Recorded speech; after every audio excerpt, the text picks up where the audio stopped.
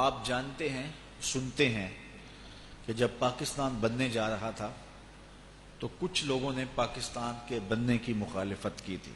کانگریس کی حمایت میں کچھ علماء نے، اس زمانے کے کچھ لوگوں نے کہا تھا کہ ہم پاکستان بننے کے حق میں نہیں ہیں۔ وہ بنیادی فرق ہے، وہ بنیادی نقطہ ہے متحدہ قومیت کا اور دو قومی نظریے کا۔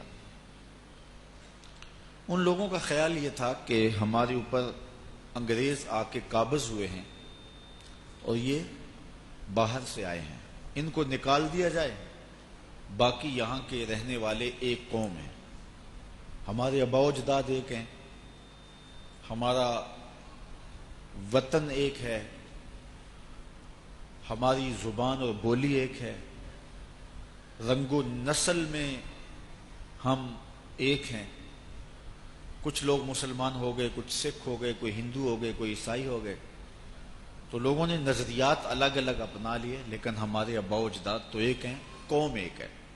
ایک باپ کے چند بیٹے مختلف دین اختیار کر لیں تو اس کے بیٹے ہی رہتے ہیں، تو اس طرح ہندوستانی قوم ہے، کچھ عیسائی ہیں، کچھ سکھ ہیں، کچھ ہندو ہیں، کچھ مسلمان ہیں، تو ہم بحیثیت ہندوستانی ایک قوم ہے۔ یہ تھا متحدہ قومیت کی تبلیغ کرنے والوں کا موقف۔ ہمارا موقف یہ تھا کہ قومیت کی اساس آباء و اجداد نہیں ہے، وطن کی مٹی نہیں ہے، قومیت کی اساس جغرافیہ نہیں ہے، قومیت زبان اور رنگ و نسل سے نہیں بنتی، اسلام کے ہاں قومیت دین سے بنتی ہے۔ باقی مذاہب کے اندر قومیت کا خمیر زبان سے اور جغرافیہ سے اٹھتا ہوگا، لیکن ہمارے ہاں جو خمیر ہے قومیت کا وہ دین کی بنیاد پر ہے۔ اگر ایک مسلمان کے 4 یا 5 بیٹے ہیں اور ایک کافر ہو گیا ہے تو ہماری شریعت کہتی ہے کہ اسے وراثت میں حصہ نہ دیا جائے۔ تو یہ نہیں ہے کہ اس کے کافر ہونے سے کوئی فرق نہیں پڑتا۔ کفر کو اور اسلام کو دو ملتیں قرار دیا گیا، لہذا یہاں سے انگریز چلے بھی جائیں تو پھر بھی ہم ایک قوم نہیں ہیں۔ انگریز کے خلاف ہمیں جد و جہد کرنی چاہیے، لیکن اس کا یہ مطلب نہیں ہے کہ اس کو نکال کے اب اکثریتی ہندوؤں کو اپنے اوپر حاکم بنا لیا جائے اور انگریز کی غلامی سے نکل کر کے جو اہل کتاب ہیں مشرکین کی غلامی میں آ جایا جائے۔ یہ تھا موقف ہمارے اسلاف کا، ہمارے بزرگوں کا۔ قائد اعظم محمد علی جناح ابتداءً ہندو مسلم اتحاد کے سفیر تھے اور ہندو مسلم بھائی بھائی یہ نعرے لگتے تھے۔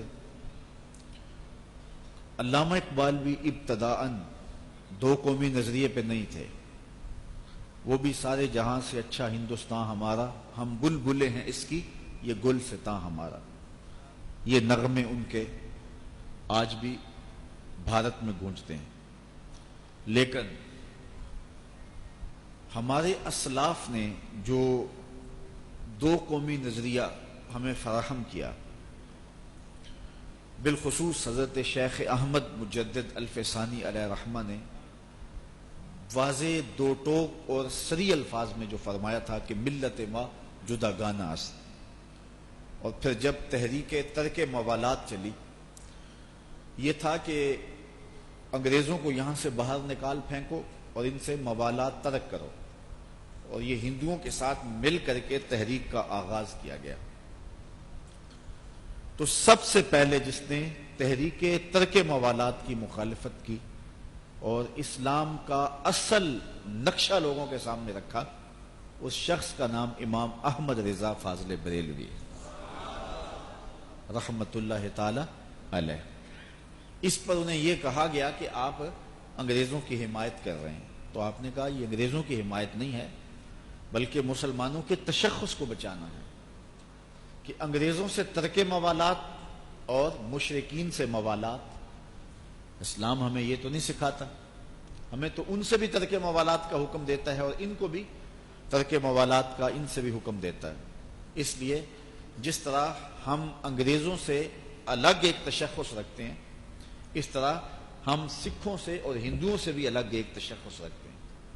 ان کا موقف تھا یہ باہر سے آئے ہیں، یہ چلے جائیں، ہم ایک قوم ہے کیونکہ ہم اس دھرتی میں اکٹھے رہتے ہیں۔ لیکن ہمارے اسلاف کا موقف یہ تھا کہ ان کے باہر سے آنے کی وجہ سے جو ہے وہ ان کو الگ کیا جائے، یہ نہیں ہے، بلکہ ہمارا اور باقی اقوام کا فرق جو ہے وہ دین کی وجہ سے، وہ باہر سے آئے یا اندر رہتا ہے، دین الگ ہے تو وہ الگ قوم ہے، دین ایک ہے تو چاہے وہ باہر سے بھی آئے تو وہ ایک قوم ہے۔ بلال حبشی حبشے سے آئے تھے، سلمان فارس سے آئے تھے، صہیب روم سے آئے تھے، کہاں کہاں سے آئے تھے، لیکن اس ملت اس قومیت کے اندر جذب ہو گئے۔ اور ابو لہب مکے کا رہنے والا تھا، لیکن اسے کہہ دیا گیا لکم دینکم ولی دین، تیرا دین تیرے ساتھ، ہمارا دین ہمارے ساتھ، رشتے میں چچا بھی لگتا تھا۔ تو باہر اندر کی تقسیم نہیں ہے، زبان، لہجے، رنگ